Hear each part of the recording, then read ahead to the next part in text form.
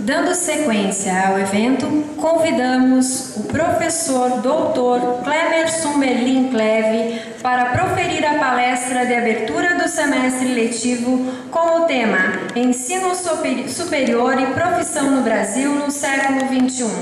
O Dr. Clemerson Merlin Cleve é bacharel em Direito pela Universidade Federal do Paraná, mestre em Direito pela Universidade Federal de Santa Catarina, doutor em Direito pela Pontífice Universidade Católica de São Paulo e pós-graduado pela Université Catholique de Louvain, Bélgica. Atualmente é professor titular, concurso primeiro lugar de Direito Constitucional da Universidade Federal do Paraná.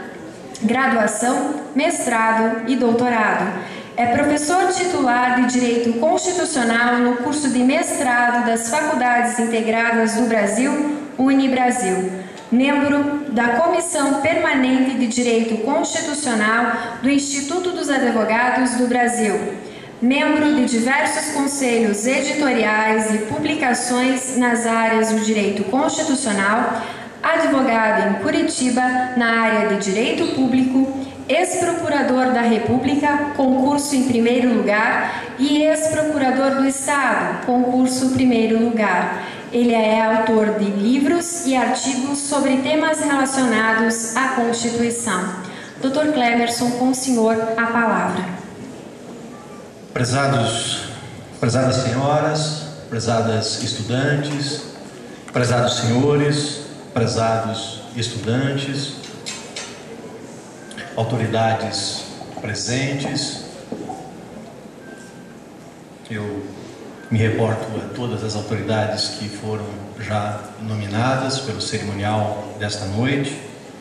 Quero dizer da minha alegria por estar mais uma vez nesta cidade, que é a cidade onde eu nasci e, portanto, a cidade que eu carrego comigo por todos os lugares pelos quais eu passo.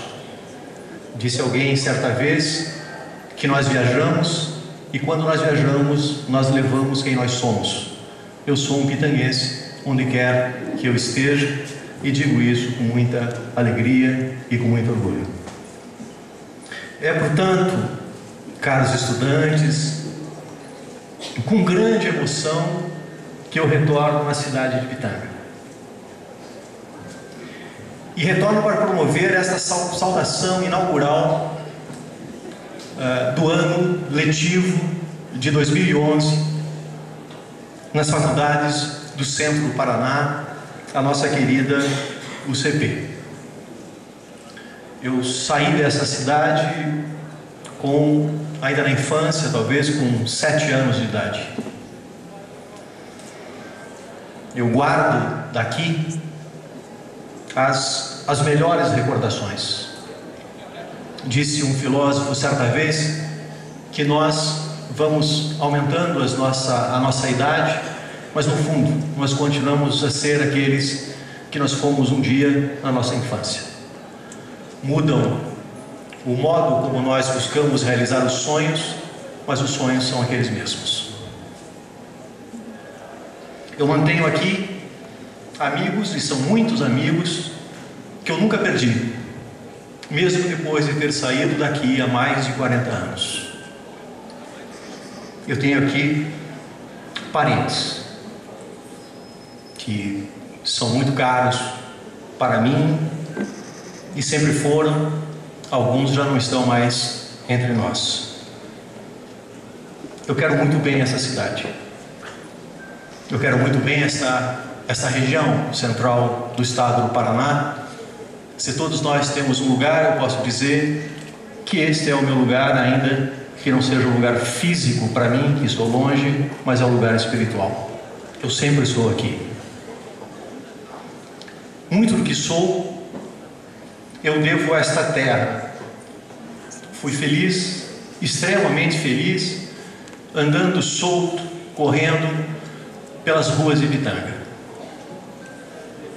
Aprendi aqui a ler e a escrever, no velho colégio Santa Teresinha, que parece que não existe mais.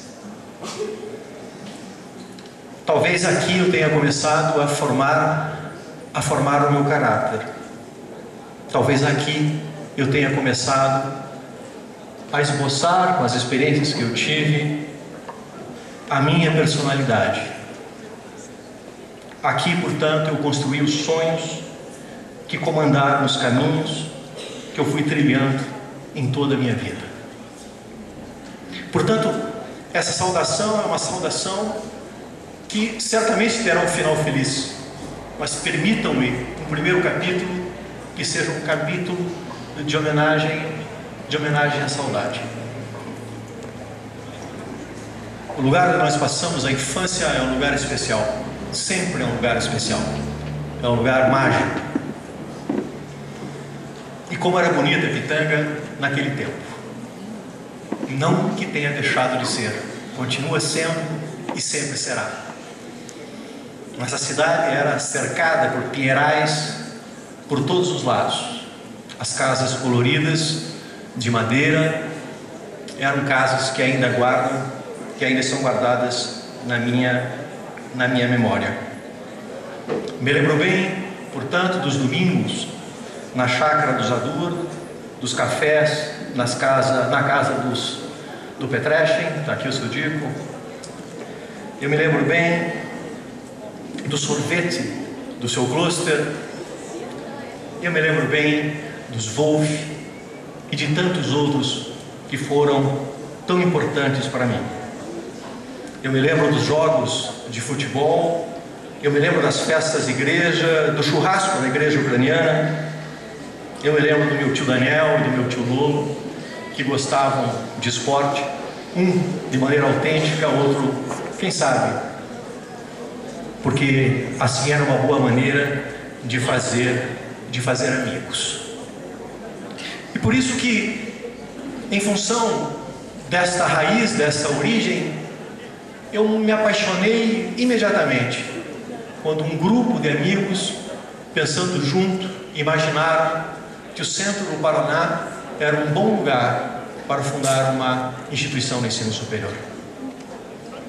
Nós procurávamos, portanto, 90 anos depois do sonho da construção da Universidade Federal do Paraná, que foi a primeira do Brasil, como sabem os senhores, e vejam como nós demoramos para ter uma primeira universidade no Brasil, quando a Bolívia já teve a sua primeira no século XVI, em Chuquisaca, quando Lima já tinha a sua primeira no século XVI, o Peru em Lima, quando o México já tinha a sua primeira universidade no século XVI, a nossa primeira no Brasil nasce apenas em 1912 e foi a Universidade Federal do Paraná.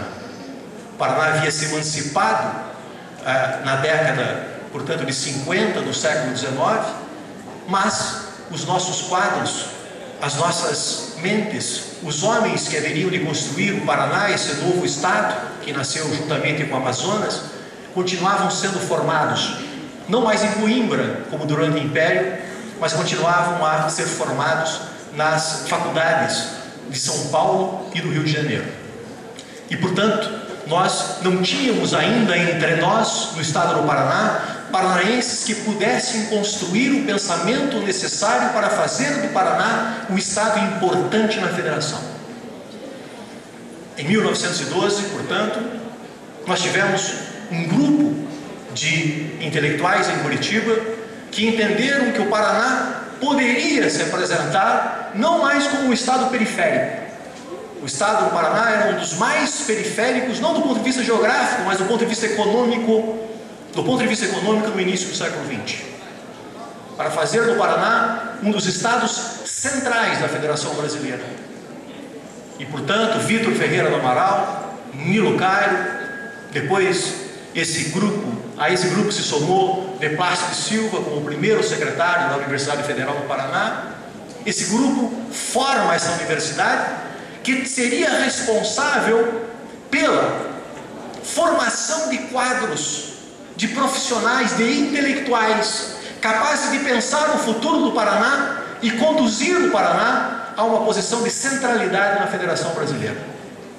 O papel da Universidade Federal do Paraná foi absolutamente determinante para que nós tivéssemos os quadros necessários para fazer do estado do Paraná um estado central, como é um estado central hoje, disputando a 4ª posição em termos de produto interno bruto com o Rio Grande do Sul, embora com território menor e com uma população menor.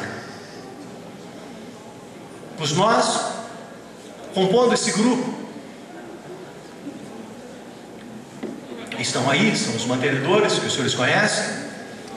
Já havia um projeto que começava em Pitanga, o professor Eliseu levou isso para Curitiba. Imaginamos que talvez nós pudéssemos, mais modestamente, é verdade, mas ao mesmo tempo com este sonho, levar para a região central uma instituição de ensino superior profundamente comprometida com os destinos do país, com os destinos do Paraná e muito particularmente com os destinos da região central.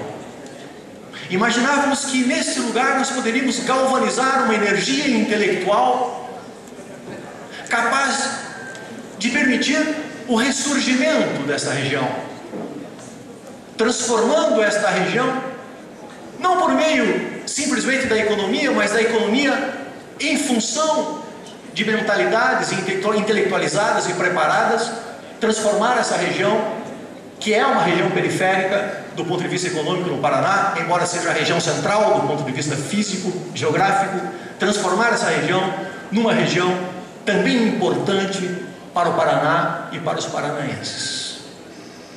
Esse, portanto, era o sonho, e esse sonho foi abraçado pela região central do estado, não por Pitanga sim, mas pela região central do estado, por meio dos seus dirigentes, sim, dirigentes sensíveis, mas também por meio da população, que abraçou esta ideia, e abraçando esta ideia, fez da UCP a sua instituição de ensino superior. Temos hoje alunos de toda a região central, professores competentes, temos uma gestão que mostra como a gestão faz a diferença, e por isso a UCP é uma instituição que vocês talvez não saibam, porque moram aqui, mas é uma instituição que começa a ser conhecida fora da região central do estado do Paraná e respeitada pela sua seriedade, o que é mais importante: credibilidade, seriedade, competência, mercê do trabalho dos professores, dos dirigentes, dos mantenedores. Esse sonho, portanto, começa a se realizar. Mas é evidente que nós precisamos de quadros e mais quadros, jovens e mais jovens, formados nessa mentalidade do ensino superior, e jovens que acreditem na possibilidade da construção de um novo país. Veja um exemplo do Egito agora, da Argélia. E jovens que acreditam que são capazes de construir o seu próprio destino, o que é mais importante. Nós somos responsáveis pela história que nós construímos. Nós decidimos aquilo que nós queremos ser. Nós decidimos aquilo que nós queremos fazer. Quando dizem que o Brasil é um país rico porque tem minério, porque teve ouro, porque teve diamante, quando dizem que a região central é rica ou foi rica porque teve o mate ou porque teve o pinheiro, eu sempre digo que esse é o maior equívoco dos brasileiros. Os países mais ricos do mundo não são necessariamente aqueles que têm recursos naturais. Há países assim, como é o caso dos Estados Unidos, mas há tantos países com recursos naturais que vivem aquilo que nós chamamos da desgraça dos recursos naturais. Citemos os grandes produtores de diamante, de petróleo no mundo. O que faz a diferença é gente, o que faz a diferença é conhecimento, o que faz a diferença é estudo, o que faz a diferença é projeto, o que faz a diferença é saber o que se quer e ao mesmo tempo acreditar que é possível fazer. É por isso que nós tivemos durante os últimos 50 anos do século XX, apenas 2 países que em menos de 30 anos saíram de uma posição de vulnerabilidade ou subdesenvolvimento para a posição de países desenvolvidos. E esses 2 países são países sem recursos naturais e sem território. Estou a me reportar a Israel e estou a me reportar à Coreia. Isso já aconteceu antes com o Japão, isso já aconteceu simultaneamente ou pouco antes com Taiwan, o que eu quero dizer que o que faz a diferença é conhecimento, o que faz a diferença, portanto, é gente capaz de construir o seu futuro. E esse é o papel, portanto, da universidade, esse é o papel, portanto, de uma universidade comprometida com o desenvolvimento, mas também com o espírito crítico, que ensine o entusiasmo, a disciplina, o profissionalismo, que ensine a autonomia para as pessoas, para que não sejamos dependentes nem do governo, nem de outros, que ensine a autonomia para a prosperidade, que ensine a autonomia para a liberdade, que ensine a autonomia para a igualdade, que ensine a autonomia para a justiça. Queremos viver numa sociedade que seja ao mesmo tempo livre, próspera e ao mesmo tempo justa, sem pobreza, sem tantas desigualdades que constituem a pobreza e a desigualdade, a maior mazela que nós temos que enfrentar hoje no nosso país. Falemos um pouco de autonomia, esse valor iluminista, cantado por tantos, cantado ainda no século XVIII, XIX, pelos iluministas, cantado por Kant, cantado mais recentemente pelos liberais igualitários e por filósofos como, por exemplo, Habermas. A autonomia aponta para uma síntese entre a liberdade e a igualdade. Aponta, portanto, para uma síntese entre a civilização da liberdade, como a civilização americana, que produz prosperidade, mas profunda desigualdade, e a síntese entre os países que conseguiram resolver o problema da desigualdade, mas à custa da liberdade. Portanto, nós haveremos, sob a égide da nossa Constituição e dos valores que nós proclamamos a partir de 1988, falar simultaneamente nos valores da autonomia pública, o papel do cidadão, e da autonomia privada, a ideia de que nós somos responsáveis pelo nosso destino. Portanto, uma autonomia que aponta necessariamente para uma conjugação entre a vida na praça pública e a vida no jardim, no recanto da nossa residência, no recanto da nossa casa. Portanto, jardim e praça ao mesmo tempo, as duas coisas são fundamentais, o público e o privado, a liberdade privada e a liberdade pública são fundamentais para a construção dessa ideia, para essa ideia de autonomia. Uma autonomia que aponte para a possibilidade da construção de um pensamento individual, mas ao mesmo tempo um pensamento coletivo. Uma autonomia que aponte para a possibilidade do desenvolvimento da personalidade de cada um,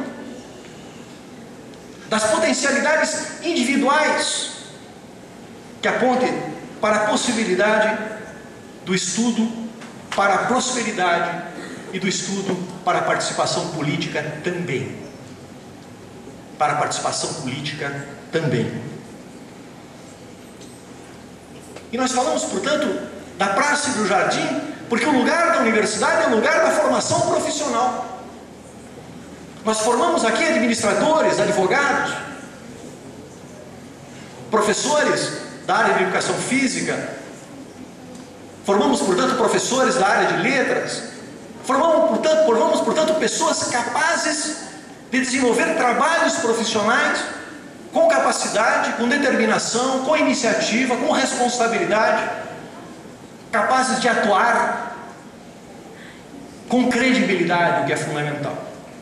Mas ao mesmo tempo haveremos de formar aqueles que, para além do jardim, também vão à praça, pensam no espaço público, pensam na democracia e no país, pensam nos dilemas do nosso país.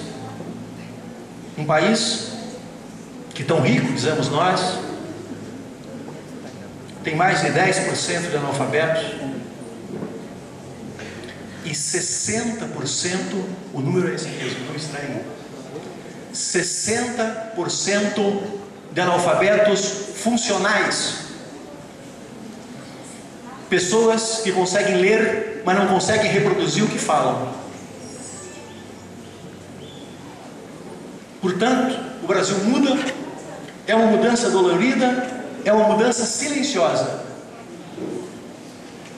O Brasil começa a descobrir que tem imensas potencialidades, mas começa a descobrir que tem problemas, e problemas sérios que precisam ser solucionados.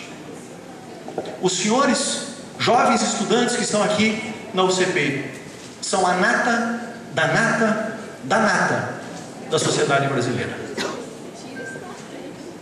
Não sei se o senhor sabe, existem hoje no Brasil apenas 3% de pessoas com formação superior.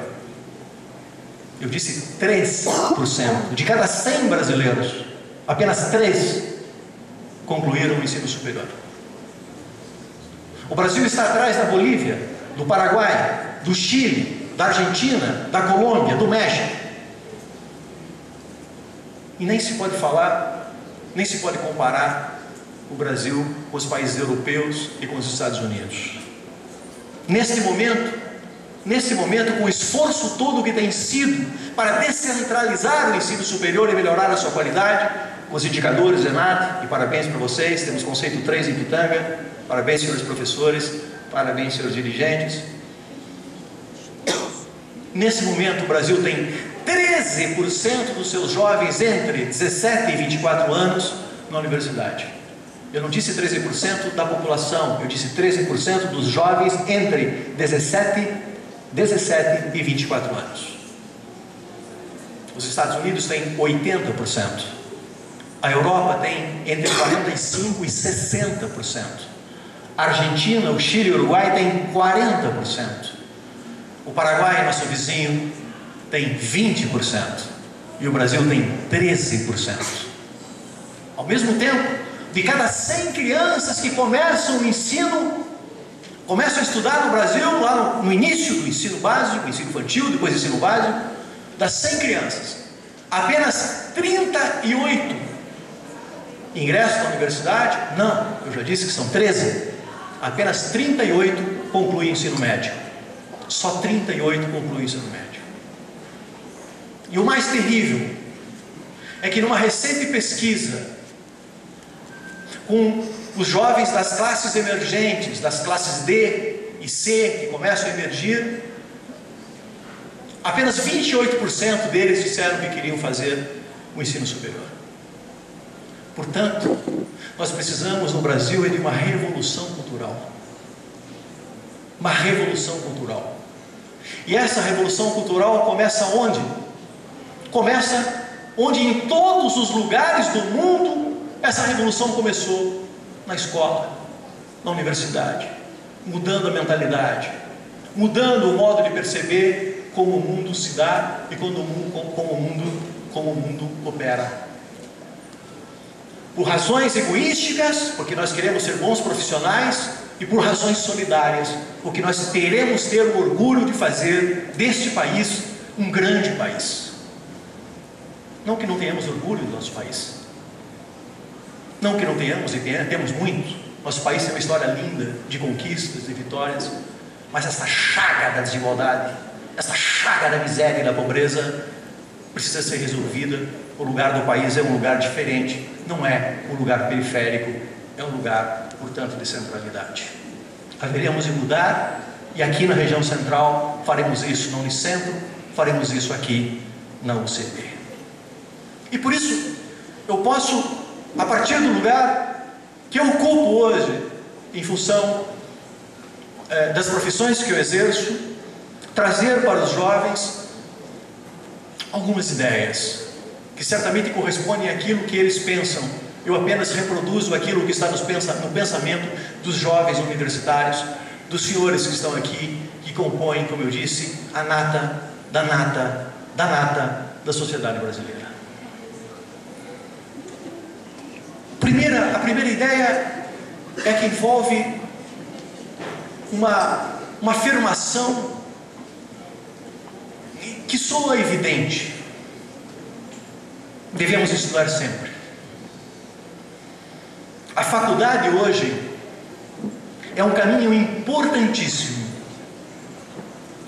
mas ao fim e ao cabo apresenta-se como um lugar de passagem. É necessário estudar mais e é necessário estudar sempre. Estamos, portanto, a dizer que nós nos formamos hoje, e se não nos atualizarmos em pouco tempo, perderemos a gama de informações que nós conseguimos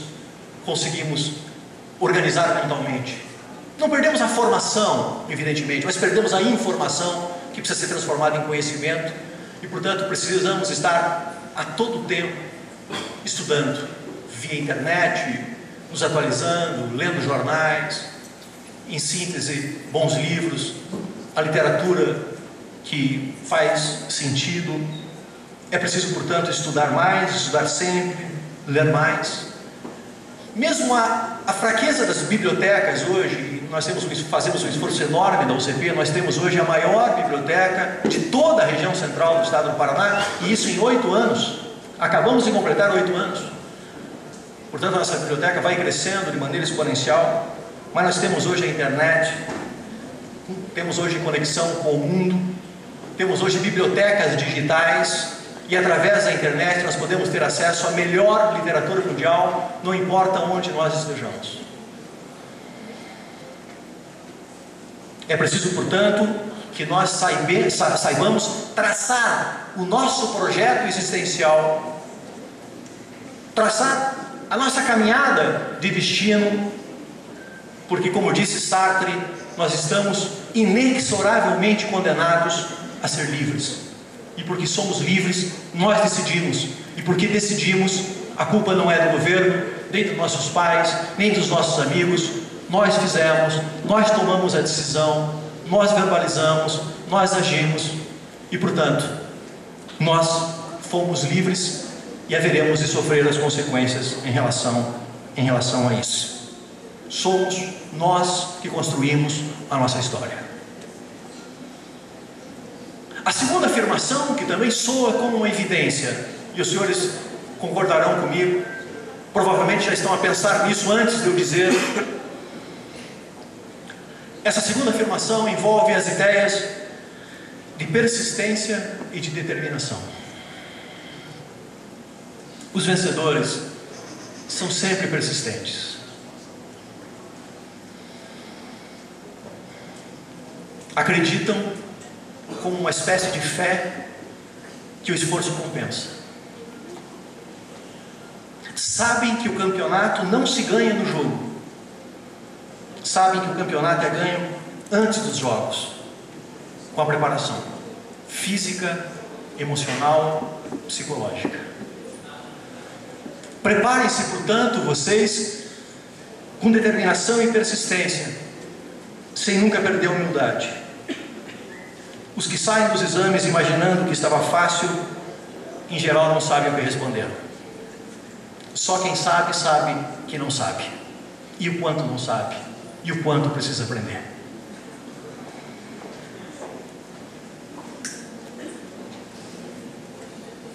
São aqueles que não se contentam com o pouco que sabem, que com persistência e com determinação alcançam lugares de destaque.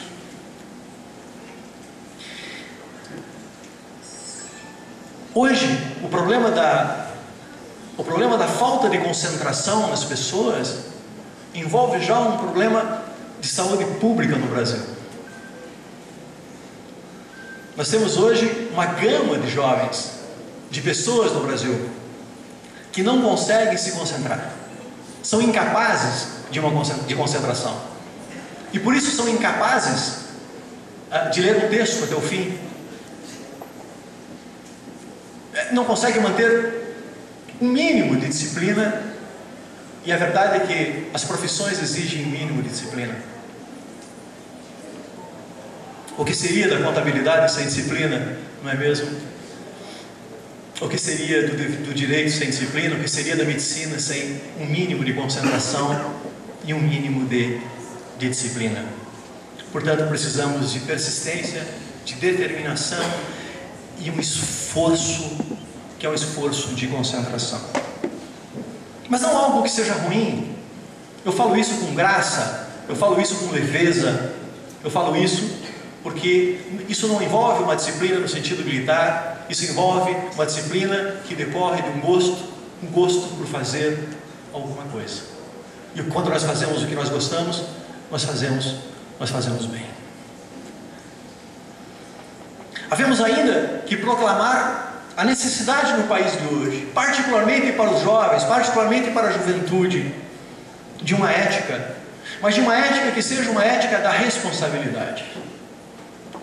Vocês sabem, provavelmente já estudaram na cadeira de Sociologia, que Max Weber estabelecia uma distinção entre a ética da responsabilidade e a ética da convicção.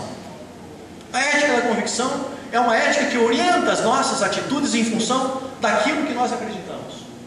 Eu penso assim, logo eu ajo desse modo. A ética da responsabilidade envolve, na verdade, uma verificação das consequências. Eu não posso agir do modo como eu acredito, porque tais e tais consequências podem advir exatamente de uma atitude decorrente disso que eu acredito. A ética da responsabilidade envolve a ideia do diálogo, da intersubjetividade, da alteridade, ver o que os outros pensam, ver o que os outros são, olhar com os olhos dos outros. Portanto, o que nós dizemos neste momento é que não podemos culpar os outros pelas coisas que nos ocorrem. Claro que há momentos em que isso acontece, evidente que sim, mas eu estou falando de uma vida normal. Como não vamos culpar os nazistas pelo que fizeram? Eu falo de uma vida normal. Nós devemos olhar para dentro de nós e perguntar se aquilo que fazemos é tudo aquilo que estava ao nosso alcance. Se fizemos aquilo e tudo aquilo que podíamos fazer naquele momento. Não é o caso de matar o mensageiro pela mensagem, de matar o professor pela reprovação, de criticar a banca examinadora pelo insucesso no concurso. Quem está suficientemente preparado nunca fica na dependência de quem quer que seja. Temos aqui juízes e promotores livres, porque passaram no concurso, um concurso difícil, impessoal, correto, honesto, por conta da sua própria determinação, de sua competência e de seu estudo. São juízes e promotores, portanto, independentes, porque não devem favor a quem quer que seja. Portanto, haveremos de lutar sempre para não depender deste ponto de vista. Não estou falando emocionalmente, como é bom depender da nossa mulher do ponto de vista afetivo, ou dos namorados ou namoradas, que estou falando dos universitários, mas estou falando deste ponto de vista profissional. Não depender de ninguém, não depender do Estado para ter emprego, não depender dos pais, não depender de favores, não depender de padrinhos. É preciso apontar a desgraça que é o fisiologismo, o compadrio, o jeitinho, o patrimonialismo, o coronelismo, essas chagas que desgraçam o nosso país. O favor, o apadrinhamento, o descumprimento de regras torna as pessoas fracas, muito fracas, fracas de ânimo e fracas de espírito. Não acreditam mais no país e sequer acreditam nelas mesmas. O favor corrompe quem presta o favor, assim como corrompe quem recebe o favor. As relações devem ser, portanto, de alteridade, de autonomia, de independência, de igualdade. As relações devem ser, portanto, relações republicanas, relações que sejam relações sãs. E por isso que eu digo que, não como um conselho carola, nem como um conselho chato, digo apenas que é inteligente agir corretamente, que a nossa vida fica mais fácil quando agimos corretamente. Os que agem corretamente, com os melhores propósitos, são fortes espiritualmente, acreditam em si mesmos, não ficam à mercê dos mal intencionados, nada temem, porque sabem que nada devem, porque agiram corretamente. Pensar na carreira, preparar a velhice, o Brasil vai se tornando um país de pessoas idosas, cuidar da saúde, cuidar da previdência, tudo isso é fundamental, tudo isso é necessário, mas tudo isso fica muito melhor quando nós agimos, e haveremos de agir sempre corretamente. E nós agimos corretamente quando nós olhamos nos olhos dos outros, quando nós compreendemos que não estamos sós no mundo e que haveremos de agir com alteridade. Olhar os outros, olhar nos olhos dos outros, ver a ótica dos outros, fugir do auto-engano, fugir do autocentramento. Somos importantes, mas não somos as pessoas mais importantes do mundo. Nem por isso haveremos de perder a autoestima. A intersubjetividade, o ver o outro, nos permite crescer enquanto pessoas. Isso é importante na vida privada, isso é mais importante ainda na vida pública. Precisamos de uma nova geração de homens públicos nesse país. Homens públicos comprometidos com os ideais republicanos. E, portanto, haveremos de ensaiar, enfraquecendo às vezes, pecando aqui e acolá, mas fazer isso não porque é nosso dever, mas fazer isso porque é bom para nós e para todos. Haveremos de ser exemplo de grandeza, de determinação, de desprendimento. Haveremos de compreender que temos responsabilidade, sim, também não nesse sentido de dever, de dor, mas de prazer. Haveremos que temos responsabilidade para com a cidade, para com a região, para com o país. A ideia da generosidade, olhar para nossos pais e agradecer aqueles que passaram antes e fizeram uma trajetória capaz de nos legar aquilo que já foi legado até aqui.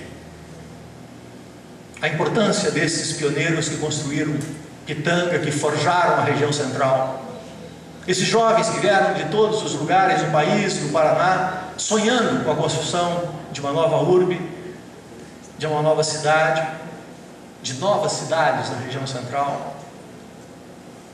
É isso, portanto, que meu pai tentou retratar no Memória de Guarapuava e no livro que ele lança hoje, Memória de Pitanga.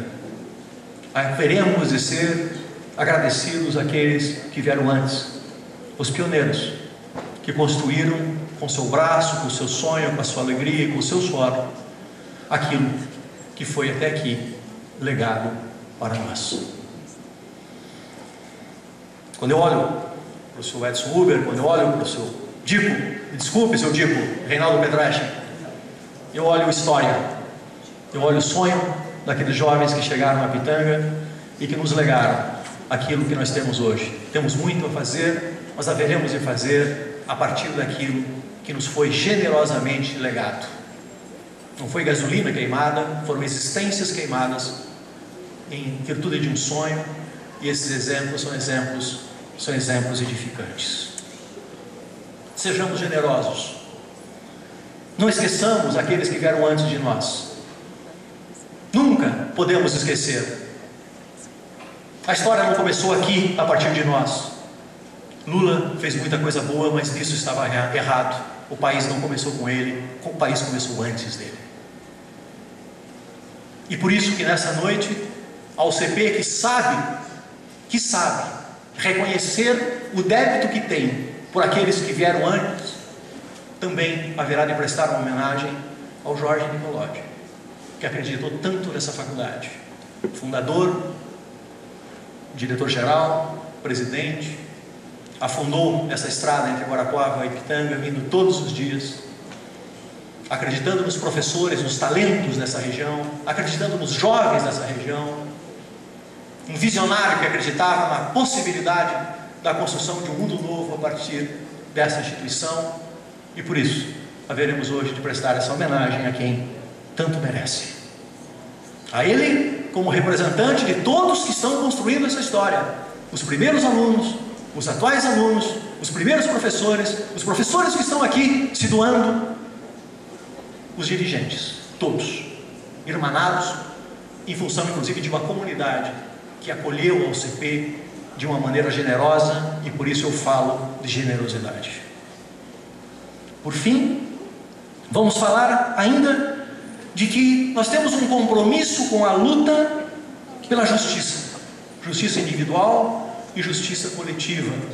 A OAB faz isso, o Dr. Rogério está aqui na OAB. Ou seja, como empresários, como educadores, como profissionais, como professores, como juízes, como promotores, haveremos sempre de estar ao lado do que é justo, ao lado do que é correto, buscando a justiça individual, mas sem esquecer também a justiça coletiva.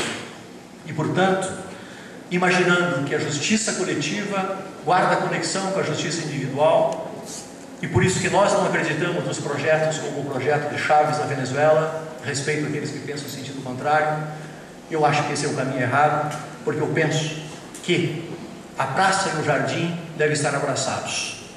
Nós devemos pensar o país, mas ao mesmo tempo, cada um deve ser livre para postular a concretização do seu próprio sonho, para realizar o seu próprio projeto de vida dentro de uma comunidade de destino governada pela ideia de igualdade, pela ideia de justiça e pela ideia de liberdade. E falamos isso, e concluindo, só falamos isso porque haveremos também de falar de ganhar dinheiro, porque fazemos uma profissão, e de como o ganhar dinheiro não pode ser um objetivo, o ganhar dinheiro só pode ser uma consequência daquilo que se faz bem. Eu digo, portanto, que haveremos de imprimir amor, gosto em tudo aquilo que fazemos. Aqui está a grande diferença. Hannah Arendt, uma grande pensadora, falava em amor vita e amor mundi.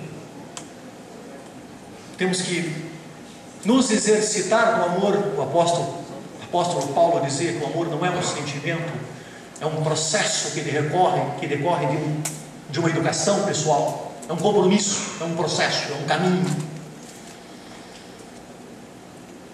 E Hannah Arendt falava, portanto, do amor à vida e do amor ao mundo. Como podemos amar o mundo se não amamos a vida? Como podemos amar a vida se não amamos a nós mesmos? Sem amor, a vida perde todo o sentido. Todo o sentido. É o homem à medida de todas as coisas, disse alguém. Sem amor nada tem cor, nada tem gosto. Tudo perde a razão de existir. Amar é ser também verdadeiro, porque como podemos trocar se nós não somos verdadeiros? O agir do amor é um agir de diálogo, de cooperação, não pode ser um agir estratégico. Como posso eu trocar com alguém efetivamente se eu fico imaginando o que aquela pessoa quis dizer com aquilo que ela disse? A vida fica impossível. Amar a si para amar aos outros, para amar a cidade, para amar o trabalho, cada trabalho, para amar o mundo. Do trabalho sai o sustento, mas trabalhar pelo sustento é uma triste coisa. O sustento, o dinheiro, é sempre consequência. Consequência daquilo que fazemos com gosto, e porque fazemos com gosto, fazemos bem feito. Como é delicioso entrar na sala de aula para dar uma aula quando nós gostamos e amamos ser professor. Eu falo isso porque a Jane disse, eu vou pôr mantenedor, presidente da Unibrasil, o que eu ponho? Eu disse, professor, Jane, só professor. Porque fundamentalmente eu sou advogado e sou com muito orgulho, gosto de ser advogado, já fui procurador da República, já fui procurador de Estado, mas talvez a minha identidade resida no exercício dessa profissão, que eu sou fundamentalmente um professor e amo o que faço, como certamente todos os senhores amam o que fazem. E por isso repetimos aquilo que disse o filósofo: não te procura alhures, não te procura no mundo, procura-te em ti mesmo, conhece-te a ti mesmo.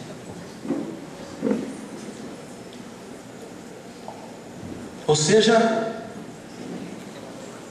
o que separa, portanto, uma vida trivial de uma vida saborosa não é o que fazemos, porque o maior sacrifício, se fazemos com amor, nós fazemos com gosto, como fazemos jogando futebol, como fazemos eventualmente fazendo um training, fazendo uma corrida, procurando nos superar os nossos limites.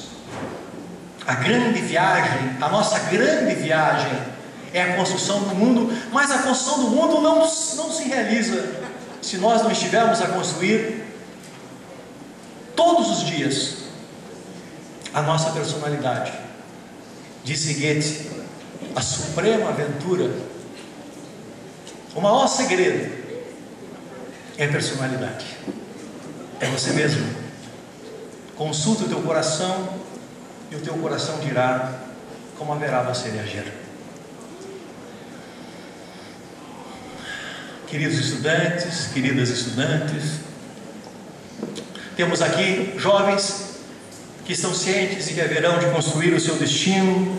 Certamente temos também nas casas ou aqui mesmo, nesse recinto, pais orgulhosos, uma cidade orgulhosa. Sejam felizes, fazendo cada um a sua própria história. Dirão vocês, mas isso é uma utopia. Uma utopia? Eu concluo lembrando um grande poeta que com a sua simplicidade dizia coisas tão verdadeiras. Eu me reporto a Mário Quintana, que dizia: se as utopias são intangíveis, ora, não é motivo para não querê-las. Que tristes caminhos, se não fora a presença distante das estrelas. Sejam felizes, meu muito obrigado e até a outra oportunidade.